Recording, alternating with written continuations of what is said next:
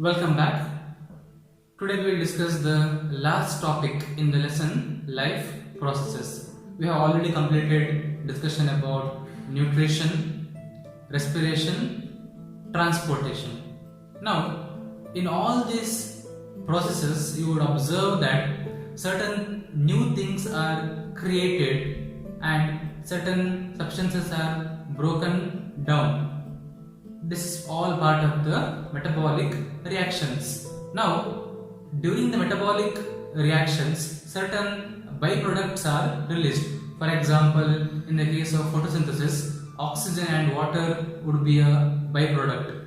In the case of respiration, carbon dioxide is a byproduct. In the case of digestion and assimilation, there could be other byproducts such as nitrogenous compounds.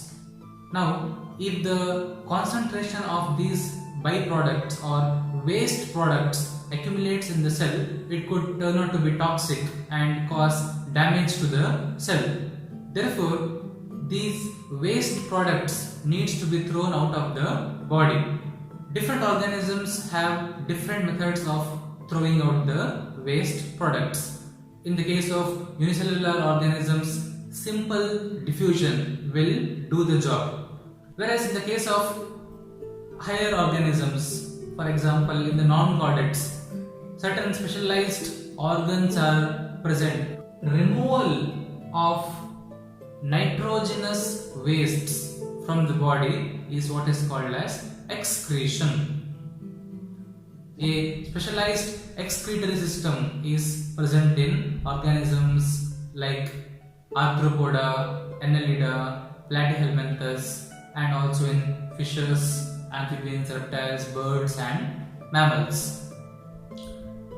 In the case of human beings, the main nitrogenous waste that needs to be thrown out is urea. If the amount of urea accumulates or increases in the cell, it could be toxic. And the organ that is responsible for filtering the urea from the blood and throwing it out is a pair of kidneys.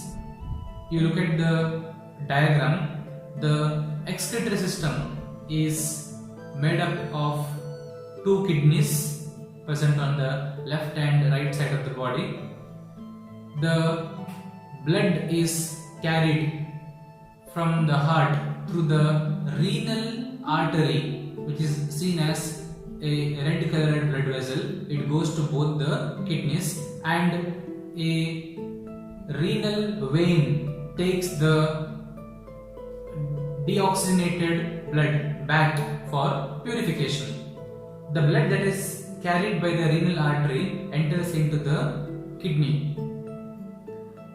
Inside the kidney, there are millions of filtration units known as nephrons.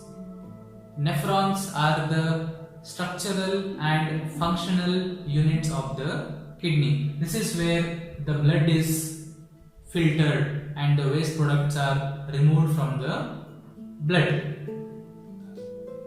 Once the waste products are removed, the waste products need to be thrown out. So these waste products are carried in the form of urine, because urea is the main metabolic waste that needs to be thrown out. This urea is dissolved in required amount of water, which is what is called as urine. This urine is thrown out through a pair of tubes coming out from the kidneys known as ureter. The ureter are connected to a muscular urinary bladder where the urine is temporarily stored, and urine is thrown out through the urethra. This consists of the excretory system. Let us now look at how exactly is urine formed. When the renal artery brings blood to the kidneys, this blood goes to the nephron.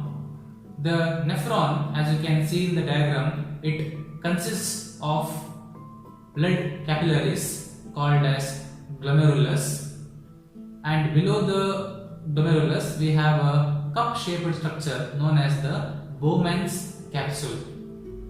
The Bowman's capsule continues to form convoluted tubules called as the proximal convoluted tubule. It will then lead into a U-shaped structure called as Henle's loop, and it will end in the distal convoluted tubule, which will then lead, and it is connected to the collecting tubes. This is where the hundreds of nephrons, they will dump their urine into one common collecting tube, from where the collecting tube urine is carried to the ureter and thrown out.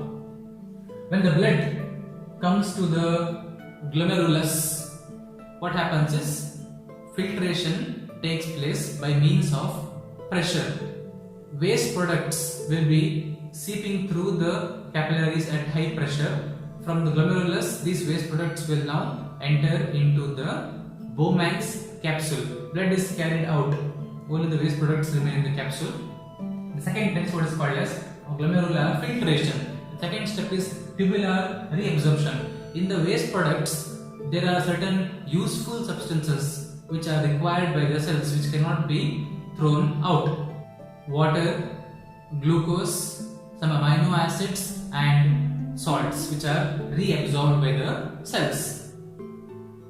As the filtrate passes through the nephron, most of the water will be reabsorbed at different stages. Finally, certain toxic substances like urea, some drugs, etc. are directly dumped into the final filtrate in the end part of the nephron, from where it is carried by the collecting tubules. This is how urine is formed in the human body. In the case of plants, the mechanism of removal of waste substances are different. They don't possess specialized organs for removal of waste. One of the waste product, as you know, happens in photosynthesis, that is water and oxygen. Oxygen is a wasteful byproduct for the plant. So this is thrown out through the stomata, and if there is any extra water present in the plant, these are also thrown out from the leaf by the process of transpiration. So water is one of the waste products. Other metabolic wastes are all stored in the cell vacuoles, because unlike animals, plants are stationary, they cannot move, so they need to store the wastes. Some other wastes are stored in the leaf. When the leaf is old and it falls off, along with the leaf, waste products are also thrown out.